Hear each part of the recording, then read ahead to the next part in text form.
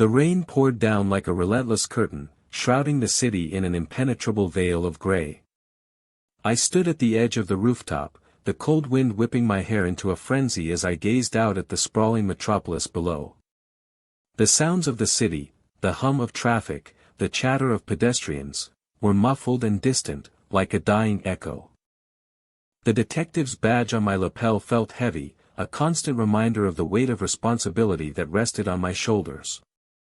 I had been tasked with investigating a crime that hadn't happened yet, a seemingly impossible case that had been handed to me by the chief himself. I couldn't shake the feeling that something was off, that I was walking into a trap. As I turned to head back to my office, I caught a glimpse of something out of the corner of my eye, a figure, standing just beyond the edge of the rooftop. I spun around, but there was no one there. The wind howled and the rain lashed down, making me feel like I was going mad. The city streets below were eerily quiet, as if everyone was waiting for something to happen.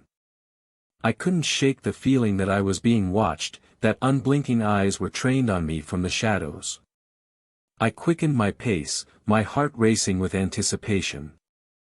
I ducked into the alleyway that led to my office, the sound of the rain growing louder as I walked. The walls seemed to close in around me, casting long, ominous shadows on the ground.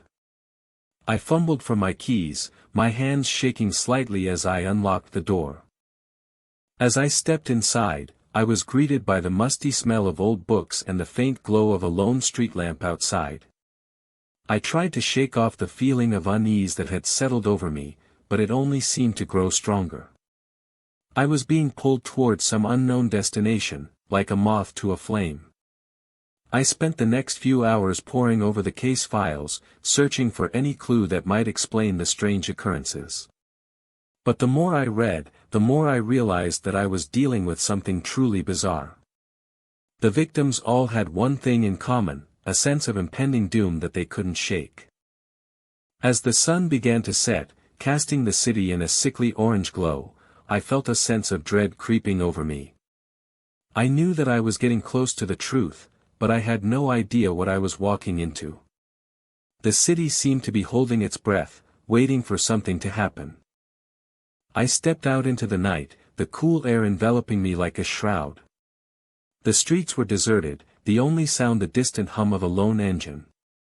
I walked for blocks, my heart pounding in my chest, until I reached the old warehouse on the outskirts of town. As I pushed open the creaking door, I was met with an eerie silence. The air inside was thick with the scent of decay and rot. I fumbled for my flashlight, casting a weak beam of light into the darkness. And that's when I saw it, a figure, standing in the shadows, watching me. The figure began to move towards me, its eyes fixed on mine with an unblinking stare.